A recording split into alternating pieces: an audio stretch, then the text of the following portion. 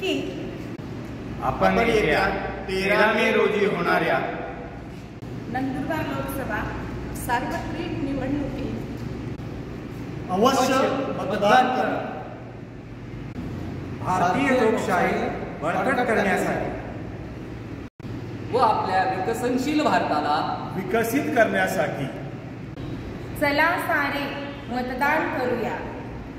शासनाने दिलेली सुट्टी सरकारने लावूया. चला तर मग 18 वर्षावरील ताई, दादा, काका काकू आजी, आजोबा मतदान करूया.